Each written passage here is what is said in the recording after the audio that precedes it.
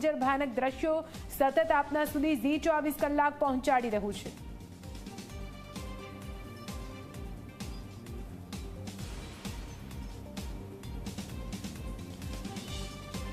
તો આપને એઆઈના માધ્યમથી આ પ્લેન કેવી રીતે ટેક ઓફ થયું અને કેવી રીતે ક્રેશ થયું તે સમજાવવાનો પ્રયત્ન કરીશું। જુઓ, ટેક ઓફ થયું તેની ગણતરીની મિનિટોમાં જ આ પ્લેન કઈ રીતે અહીંયા બિલ્ડિંગની ઉપર પહોંચે છે અને ત્યાં ક્રેશ થઈ જાય છે।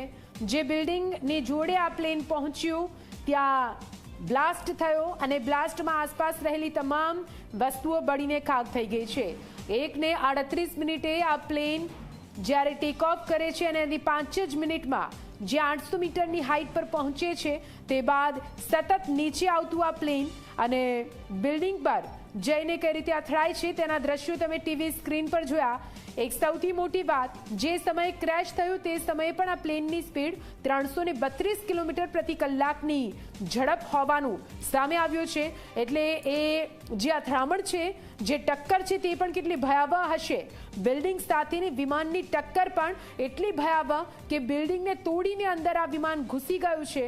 જો કે એ સતત દ્રશ્યો તમને બતાવ્યા કે કેવી રીતે વિમાન બિલ્ડિંગમાં ઘૂસ્યું, તે બાદ વિમાનનો પાછળનો ભાગ કેવી રીતે બિલ્ડિંગની ઉપર હજુ પણ યથાવત જોઈ શકાય છે। આ ટેકનોલોજીની માધ્યમથી આપણે બતાવી રહ્યા છે દ્રશ્યો કે ટેક ઓફ સમયે પ્લેન અમદાવાદ એરપોર્ટથી લંડન જવા જઈ રહ્યું છે અને ત્યાર પછી હાલમાં આપ જોઈ રહ્યા છો કે 4 થી 5 મિનિટની અંદર જ આ પ્લેન જે છે એ ક્રેશ થઈ જાય છે। રહેણાંક વિસ્તારની અંદર